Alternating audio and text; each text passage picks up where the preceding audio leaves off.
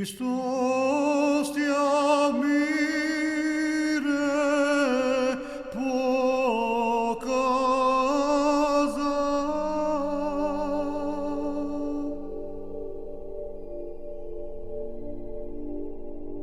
Ликвидирањето на Самуиловата држава во 1080 година не било проследено со истовремено укинување на незината црковна институција.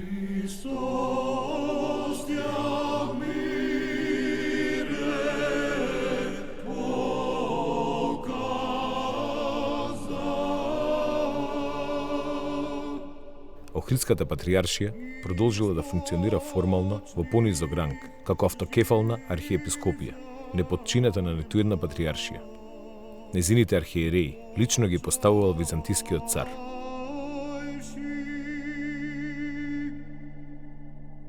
Особено драгоцени податоци за статусот, распространетоста и придобивките со кои се здобила или биле потврдени на Охридската архиепископија на почетокот од византиското владење добиваме од трите сигилии, издадени од византискиот цар Василий II.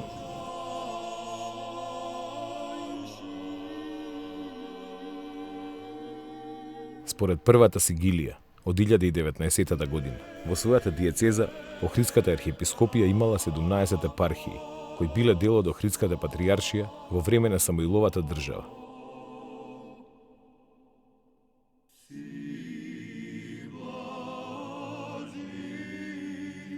Втората и третата сигилија, што датираат од околу 1020 година, забележуваат дека диецезата на Охридската архиепископија се проширува.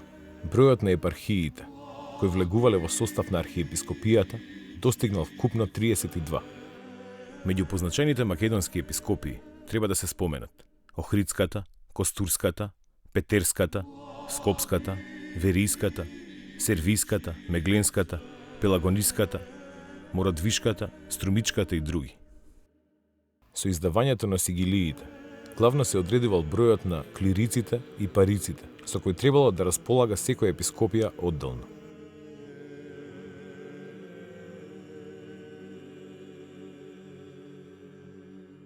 Конкретно, Охридската епископија, која била раководена лично од архиепископот во Охрид, Преспа, Мокра и Кичево, располагала со 40 клирици и 30 парици.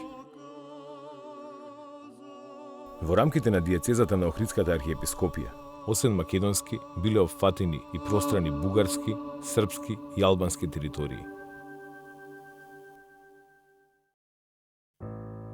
Невисоки органи на Охридската архиепископија биле архиепископот и синодот, кои го сочинувале сите епископи. Своите заседанија синодот ги одржувал најчесто еднаш годишно во Охрид, а понекогаш и во Преспа. Со заседанијата председавал архиепископот, а на нив, меѓу другото, се одлучувало за избор на нови или разрешување на недисциплинирани епископи. Епископите ги управувале своите епархии со посредство на своите подчинети свештеници, кои стоиле на чело на протојерејства или на енории. За прв заменик на епископот се сметал протојерејот. Представниците на црковната власт имали и судски компетенции.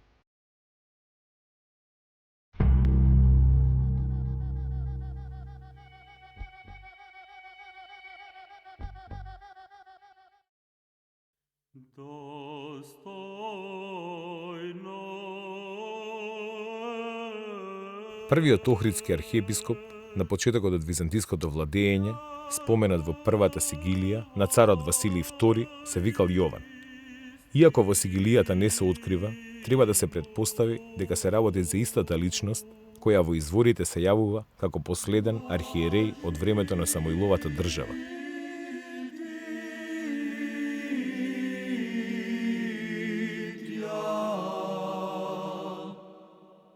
Бог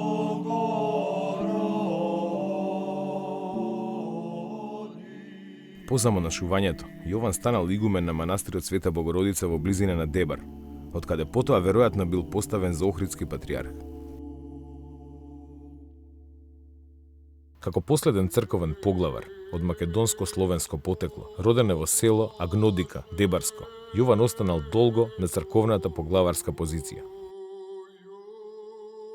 Царот Василий II, со задржување на архиереот Јован и издавањето на трите сигилии, му било особено важно да обезбеди континуитет во функционирањето на црковната организација во лицето на Охридската архиепископија.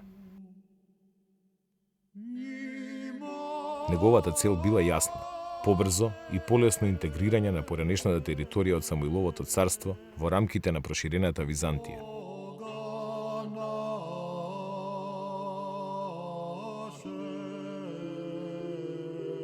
По смртта на Јован во 1037 година, византискиот цар Михајло IV од 1034 до 41 година го поставил Лав од 1037 до 56 година за нов архиепископ. Тој потекнува од Пафлагонија, Мала Азија. Со својата активност се истакнал во Великата црква, Света Софија, Константинопол. Лав бил особено ангажиран околу разгорениот црковен судир меѓу Источната Вселенска патријаршија и Западната римокатоличка црква. Конфликтот кулминирал со конечен расцеп на христијанската црква во 1054 година. Овој истакнат црковен поглавар, писател и полемичар, во Охрид ја подигнал долната црква посветена на пресветата Божја мудрост Света Софија и станал ктитор на сликарската декорација во црквата.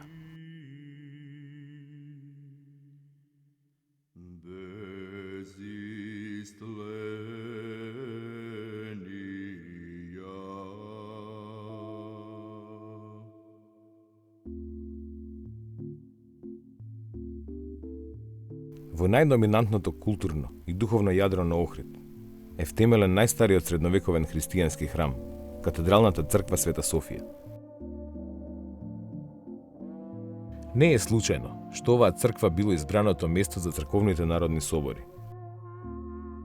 Првиот за возобновување на Охридската архиепископија во лицето на МПЦ, а подоцна и за прогласување на незината автокефалност.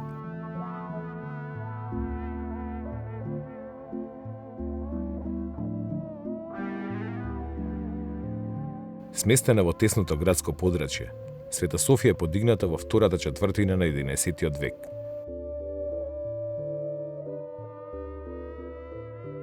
Незината изградба се поврзува уште и со владењето на цар Самуил и преселувањето на црковниот поглавар од Преспа во Охрид.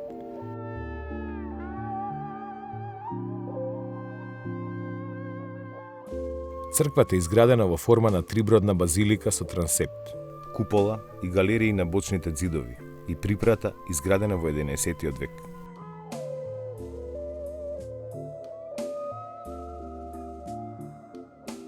Црквата истовремено представува и ретка галерија на средновековното сликарство. И покрај поврзаноста со уметноста на византиското свештенство, фреско сликарството на црквата Света Софија неодминливо било создавано и во новото словенско опкружување во Охрид и Македонија. Незините фрески едновремено содржат многу специфични и универзални иконографски карактеристики. Со посериозни конзерваторско-реставраторски зафати, откриено е дека најстарите фрески датираат од 11 век.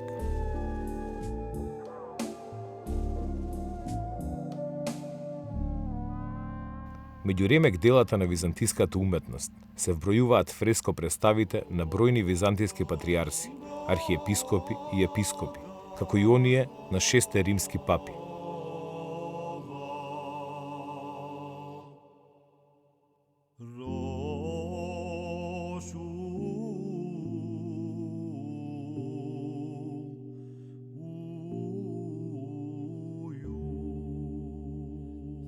Треба да се издвои најстариот познат портрет на големиот словенски просветител Свети Кирил Солунски, на брат му Свети Методи и на нивниот најпознат ученик Свети Климент Охридски.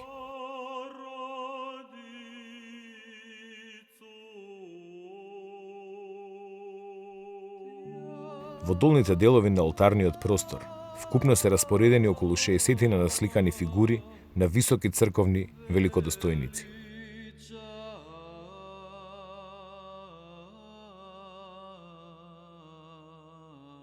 Во средишниот појас на олтарниот простор насликани се фреско представи со евкаристична и литургиска содржина.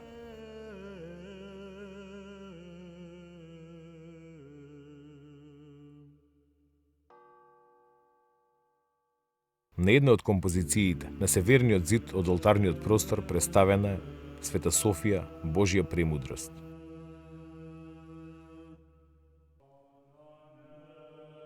Главната композиција во апсидата е Причестување на апостолите. Во школката на апсидата е представена Света Богородица на престол со малиот Христос. Ѓаконикот е резервиран за представи од житието на Свети Јован Крстител.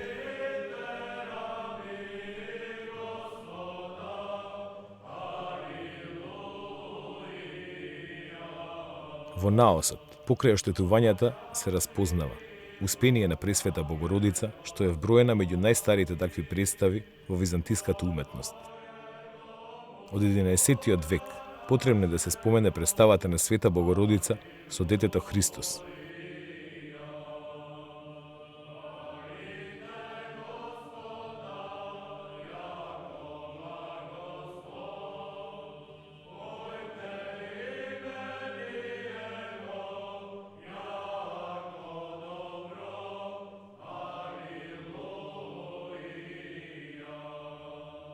Во 1313-14 година било завршено градењето на така наречената Григориева припрата, галерија, доградба на катедралната црква Света Софија.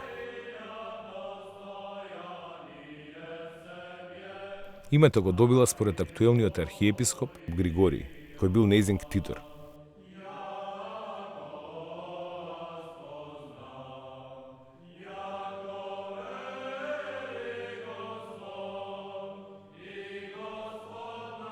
Фасадата е декоративна и ритмичка, зидена од тули и дебели спојници од малтер. Катот на нејзиниот нартекс и параклисот на Јован Оливер добиле сликарска декорација во средината на 14 век. Во првиот појас пак на Григориевата галерија се препознаваат представите на канонот на старозаветниот Јосиф, канонот на разлучувањето на душата од телото, страшниот суд, како и 20 на фреско сликарски остварувања на познати маченици и исцелители, меѓу кои ликот на Свети Наум Охридски. Сите фрески на галеријата се дело на представници на локалните охридски работилници, веројатно ученици на зографот Јован Теоријан. Во втората половина на 14 век, во рамките на Григориевата галерија, функционирала двојазичната, грчко-словенската скрипторија и канцеларија, користени од архиепископите и управителите на градот.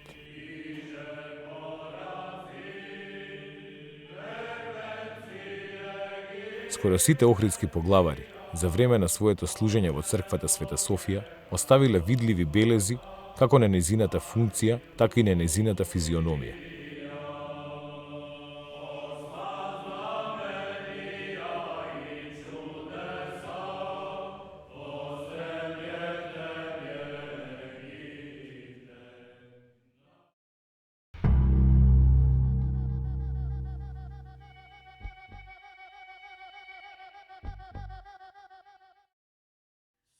По смртта на Лав, веројатно во 1056-57 година, архиепископското место во Охрид го завземал Теодул. Од неговата скудна биографија познато е дека потекнувал од градот Тетропол во Мала Азија, дека имал завршено единствено теолошко образование, но се одликувал со голема мудрост. На оваа висока позиција во Охрид бил поставен од византиската царица Теодора. Теодул, со помош на Јован Анџо, ја подигнал така наречената Горна Велика црква, која се наоѓала во горниот дел на градот. Според едно мислење, се работи за црквата Света Богородица во Маалото Челница, а според други, Теодул ја подигнал горната црква на местото на денешната Света Богородица Перивлепта. Постои трето гледиште кое смета дека големата црква треба да се бара на местото на Охридската црква Големи Свети Врачи.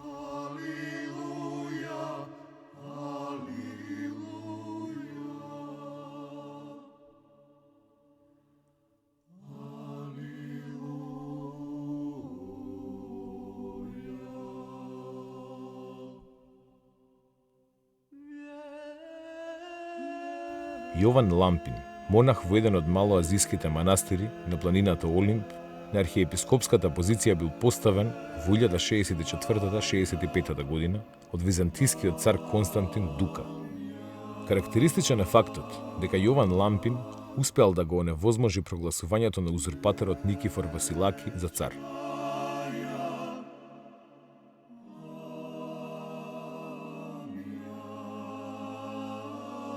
Анонимниот продолжувач на византискиот хроничар Јован Скилица во своите хроники ја забележува промената на охридскиот архиепископ Јован Аин.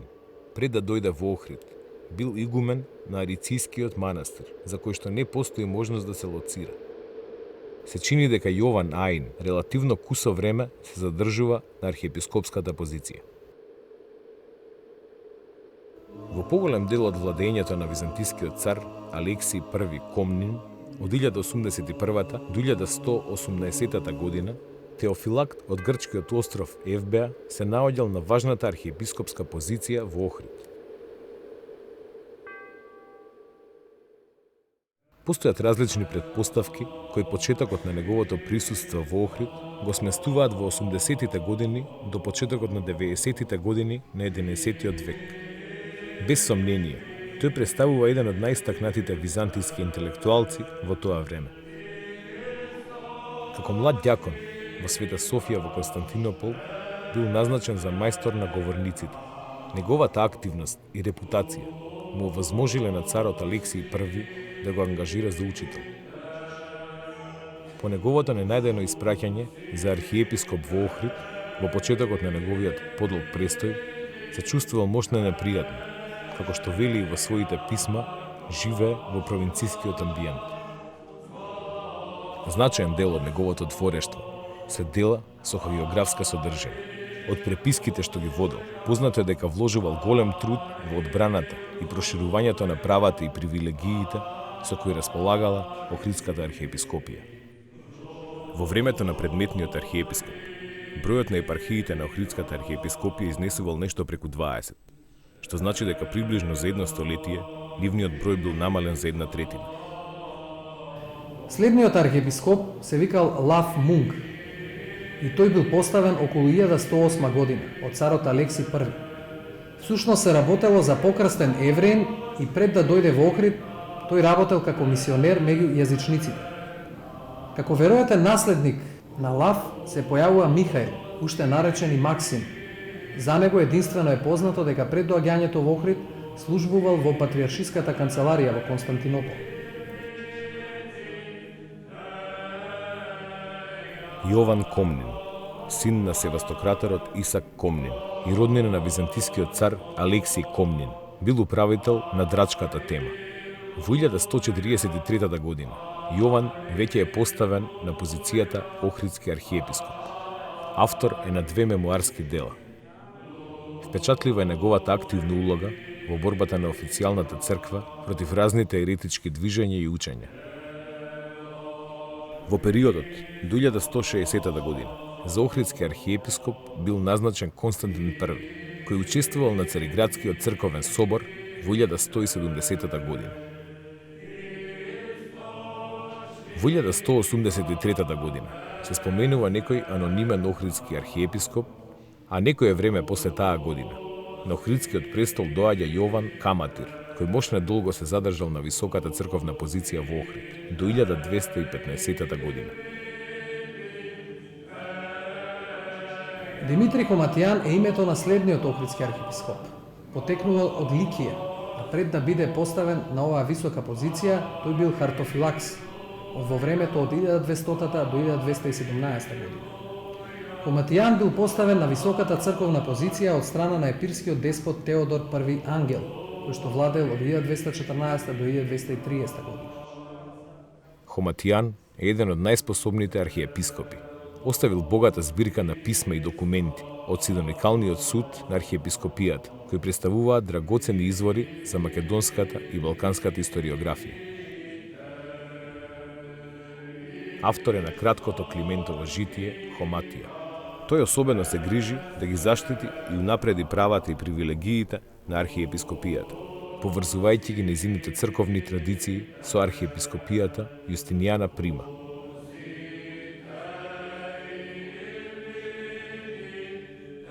Во 1219 година се спротиставил на осамостојувањето на српската црква, сметајќи го тој чин спротивен на воспоставените канонски норми. Со право се смета дека во негово време архиепископијата била целосно независна и автокефална институција, која во рамките на епирската држава имала улога на црква од прв ред.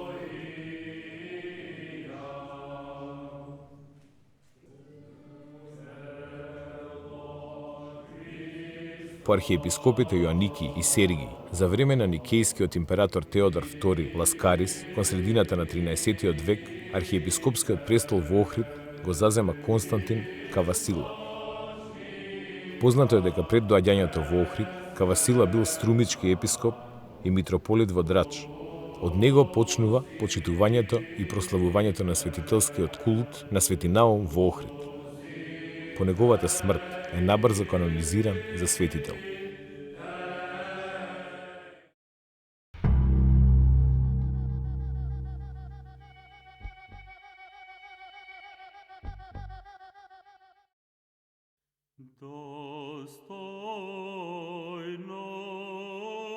Во 70-тите години на 13-тиот век служи архиепископот Јаков.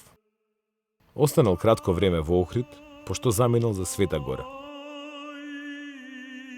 Се предпоставува дека бил приврзаник на унијатската црковна политика од времето на византискиот император Михаил VIII Палеолог.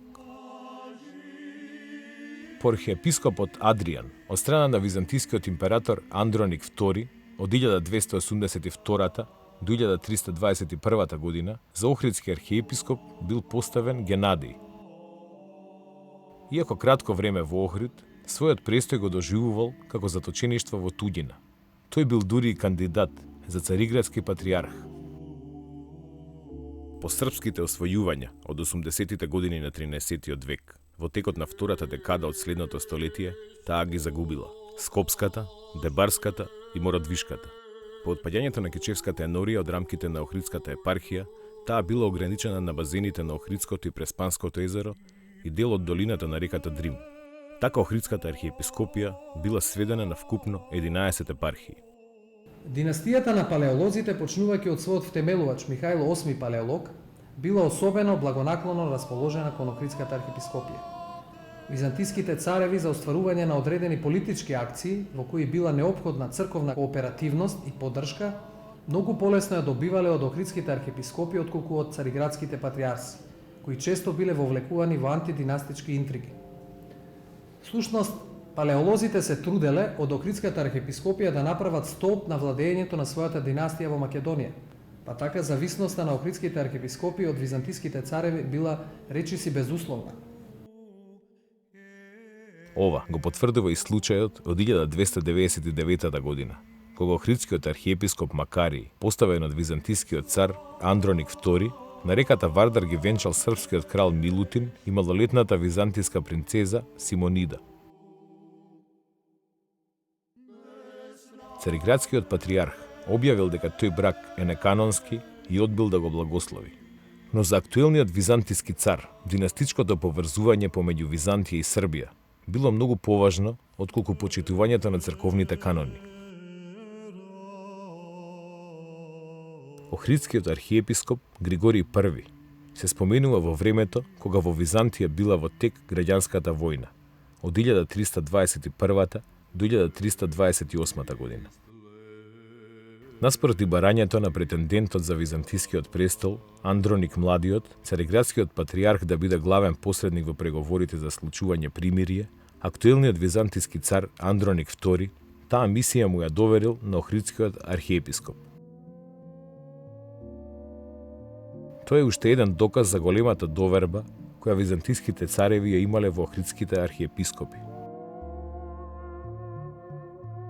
Григорий пишувал поетски творби посветени на Климент Охридски и придонел да се заокружи Климентовата грчка богослужба, која била преведена на словенски јазик уште во 14. век.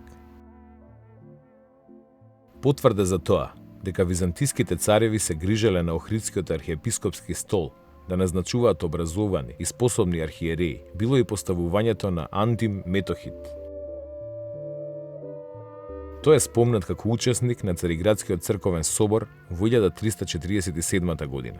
Воедно и последниот архиепископ во времето на Охрид под византиска власт.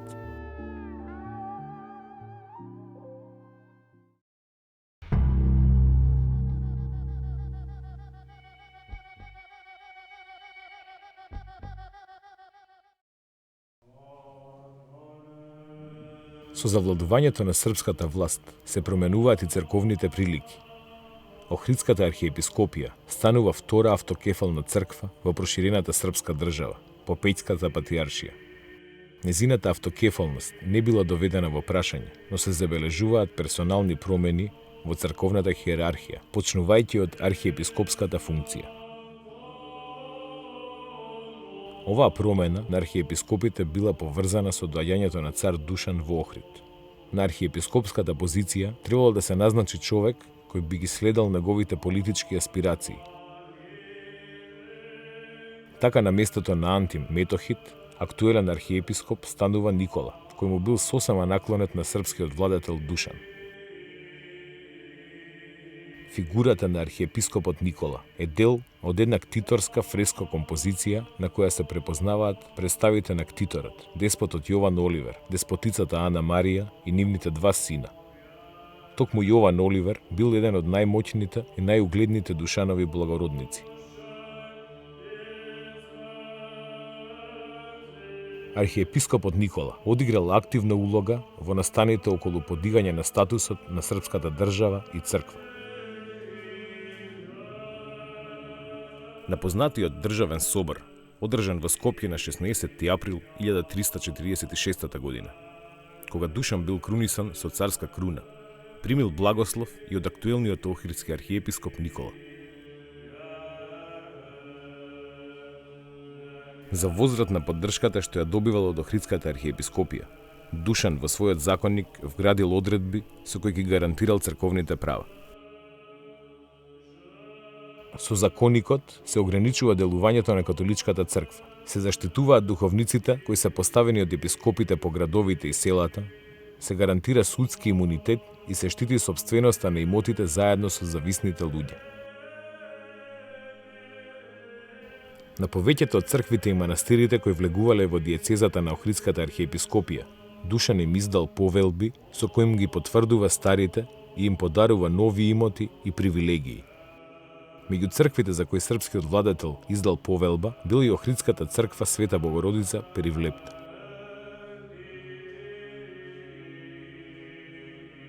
Од последното споменување на архиепископот Никола и првото споменување на следниот охридски архиепископ Григорий II, постои околу 20 годишен временски вакуум во изворите. Затоа не е познато кога Никола заминал од функцијата, а кога Григорий II дошол, или дали во меѓувреме може би имало некој друг, за сега непознат охридски архиепископ. Световната власт во Охрид најпрво била во рацете на последниот српски цар Урош 1355-1371 година. Потоа на прилепските кралеви Волкашин и Марко и најпосле припаѓа на охридскиот жупан Андреа Гропа.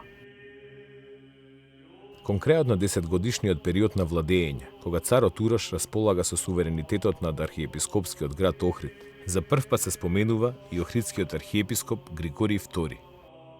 Охридската архиепископија тогаш сосема се ослободила од соперништвото на српската патриаршија и станала единствен црковен авторитет. Различно од архиепископот Никола, кој целосно го поддржал издигнувањето на статусот на српската држава и црква, Григорий II ги обновил прекинатите односи со Цариградската патриаршија. За обновените односи меѓу двете цркви зборува писмото упатено од Цариградскиот патриарх Филотеј до Охридскиот архиепископ Григорий II во 1367 година. Во него Патриархот го повикува архиепископот заедно со своите архиереи веднаш да тргне на престојниот собор во Цариград. Патриаршијата ја очекувала поддршката од Охридскиот црковен центар во спротивставување на унијатската политика на византискиот цар.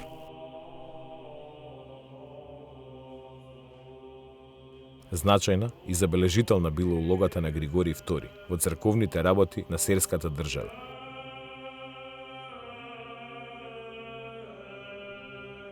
Постои само еден податок кој зборува за неговиот престој во Сер. Од тој единствен податок, кој е содржан во грамотата издадена од Углеша во 1369 година, се дознава дека на заседанието на Деспотовскиот синод првото место меѓу црковните великодостојници го заземал архиепископот Григорий II. Кога се зборува за Охридскиот архиепископ Григорий II, со целосно оправдување може да се претпостави дека тој учествувал во измирувањето меѓу Углеша и Цариградската патриаршија. Залагајќи се за помирување меѓу деспотот Јован Углеша и Цариградската патриаршија, тој пробивал пат за сојуз со Византија, која пак треба да ги сопре османлиските продори кои се приближувале кон Македонија.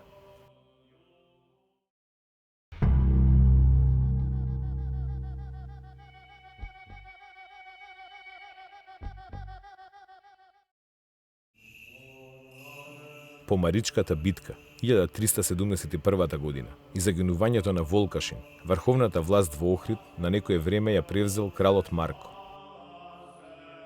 На еден ктитарски надпис од црквата Малсвети Климент се дознава дека во 1378 година единствен господар на градот веќе бил жупанот Андреа Гропа, а архиепископското место се уште го држал Григорий II. До кога останал на таа позиција, останува непознато. Охридскиот архиепископ Јован бил последниот засега познат охридски поглавар од 14 век. Тој се споменува во времето кога власта во градот веќе имал превземено моќниот благородник Карло Топија.